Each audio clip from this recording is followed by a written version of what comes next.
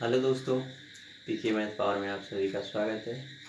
मैं आशा करता हूँ कि आप सभी अच्छे होंगे और चैनल पे नए हैं तो चैनल को सब्सक्राइब कर लीजिए और बेल आइकन की घंटी को दबाना ना भूलें।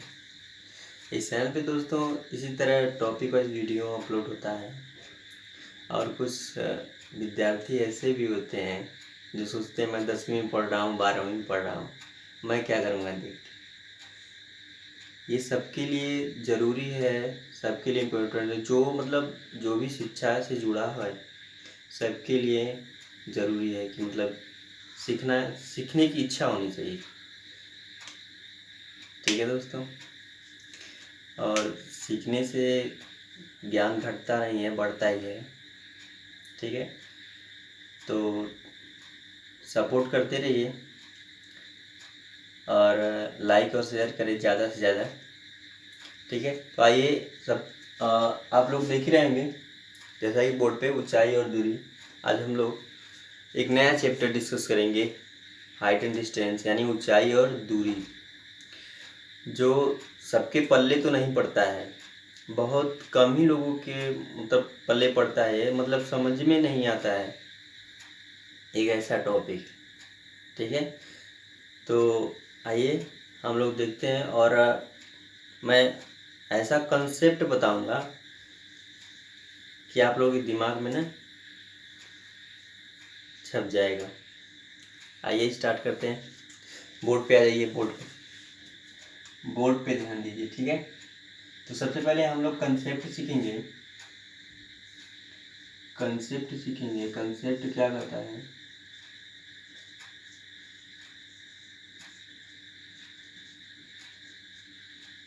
कंसेप्ट क्या कहता है? जैसे मान लीजिए अगर दे दिया है उन्नयन कोण 30 अंश, तो सबसे पहले ये हम जानेंगे कि उन्नयन कोण और अवनमन कोण क्या होता है।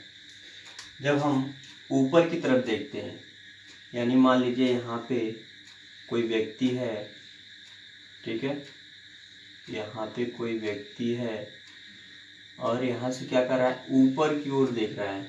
कहाँ देख रहा है दोस्तों? ऊपर की ओर देख रहा है। तो यहाँ पे जो एंगल बनेगा वो क्या होगा? उन्नयन कोण होगा। और कोई व्यक्ति यहीं से नीचे की ओर देख रहा है तो हमारा क्या बनेगा? अवनमन कोण बनेगा। ठीक है दोस्तों, बस इतना ही हमें ध्यान देना है कि ऊपर की ओर हम देखेंगे तो हमारा उन्नयन कोण बढ़ेगा और नीचे की ओर देखेगा तो अवनमन कोण बनेगा। ठीक है, तो कंसेप्ट में सबसे पहले हम सीखते हैं। कंसेप्ट में यदि एंगल 30 अंश दिया है, एंगल यानी कोण, सवाल में कोण 30 अंश दे दे, तो हम इसको क्या करेंगे? √3 मानेंगे आधार को, और इसको 1 और इसको 2। दूसरा देखिए, यदि एंगल 30 अंश के लिए है, ठीक है, यानी कोण जब 30 अंश हो तब। दूसरा, यदि कोण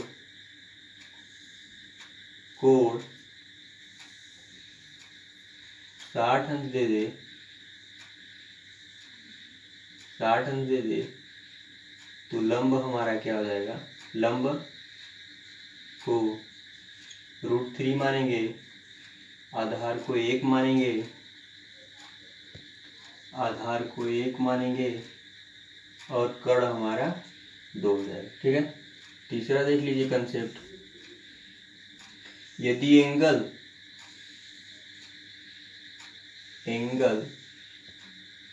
कोण 45 अंश दिया हो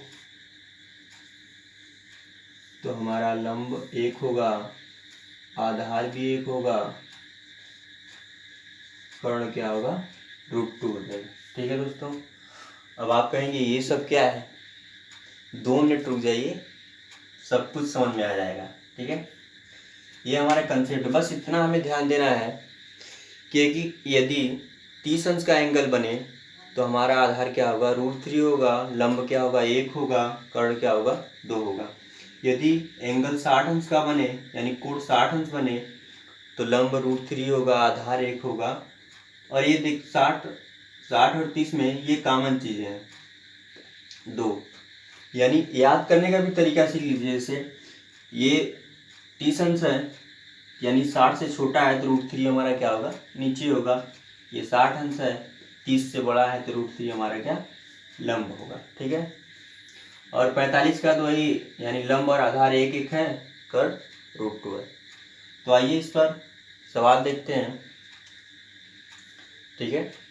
सवाल क्या कहता है, एक टावर के निचले सिरे से 25 मीटर की दूरी से उसका उन्नयन कोण 30 अंश है। तो टावर की ऊंचाई है, क्या कर रहा है, एक टावर के निचले सिरे से। पहला सवाल जैसे दोस्तों, एक पहला सवाल देखिए, दिया है एक टावर है, एक टावर दिया है, टावर के निचले सिरे से 25 मीटर दूरी से उसका उन्नयन कोण, यानी ये निचला सिरा है, यहाँ से कर रहा है 25 मीटर की दूरी पर। ये हम मान लिए 25 मीटर की दूरी हो गया। और यहाँ से कर रहा है उन्नयन कोण क्या है, 30 अंश। कितना है, 30 अंश। अब पूछ रहा है टावर की ऊंचाई, यानी ये हमें बताना है, यानी ये ऊंचाई बताना है कि ऊंचाई कितनी है टावर की। ठीक है दोस्तों। तो हमने कंसेप्ट में बताया, यानी आधार क्या मानेंगे, √3, यानी हमें √3 का मान पता है। सॉल्यूशन देखिए, √3 बराबर, इसको हम क्या करेंगे, √3 मानेंगे।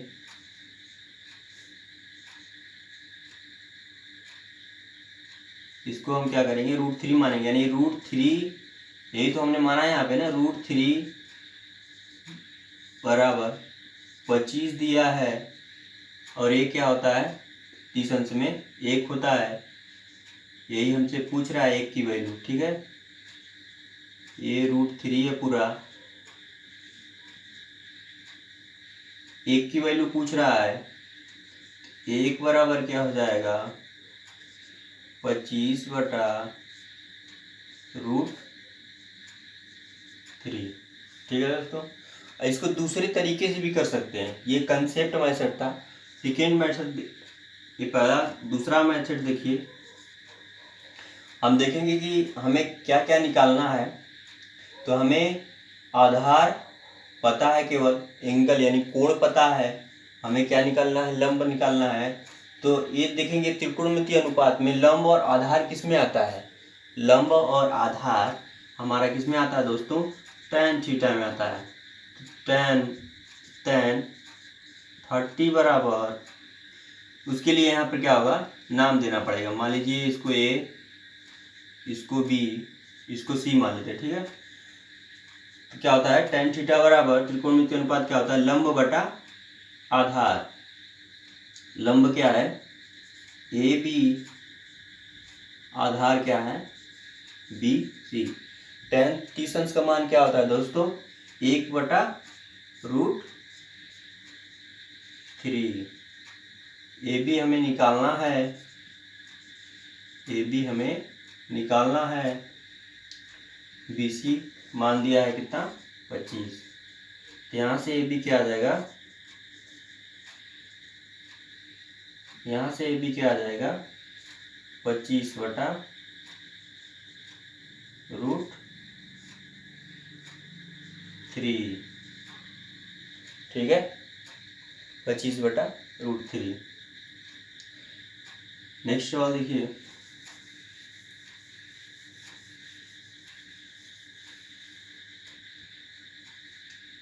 एक दीवार के सहारे से तिरछी खड़ी हुई सीढ़ी का उन्नयन कोण 45 अंश है। निचला सिरा दीवार से 10 मीटर की दूरी पर है। सीढ़ी की लंबाई ज्ञात कीजिए। दूसरा सवाल क्या कर रहा है दोस्तों, एक दीवार है, एक दीवार है, दीवार के सहारे एक सीढ़ी खड़ी है। क्या खड़ी है? सीढ़ी। एक मान लीजिए सीढ़ी हो गया, ठीक है, ये सीढ़ी हो गया। और कह रहा है उन्नयन कोण क्या है? तिरछी खड़ी हुई है सीढ़ी का उन्नयन कोण 45 अंश है।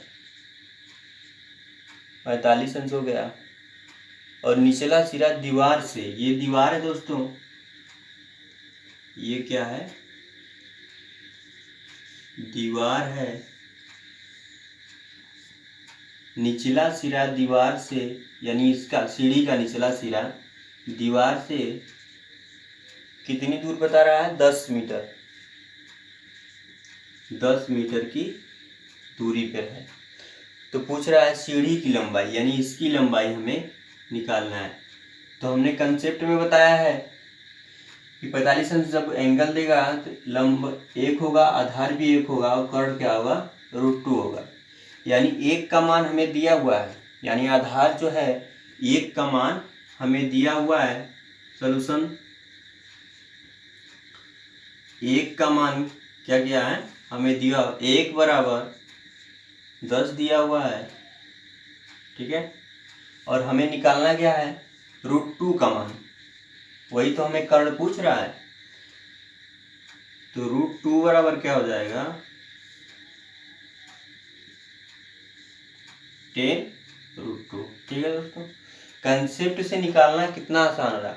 अगर हम वैसे एंगल देख के फिर उसके बाद आधार और त्रिकोणमितीय अनुपात, यानी थोड़ा सा मतलब ये लगेगा कि थोड़ा सा डिफिकल्ट है तो नहीं है, लेकिन फिर भी थोड़ा सा लगेगा कि मतलब ज़्यादा प्रोसेस करना पड़ेगा, ठीक है। और दूसरे मेथड से भी देख लीजिए, पहला था, दूसरे मेथड से भी देख लीजिए। जैसे यहाँ एंगल 45 अंश दिया है, तो हमें कर्ण निकालना है, आधार दिया हुआ है। तो ये हम देखेंगे कि कर्ण और आधार किस त्रिकोणमितीय अनुपात में आता है।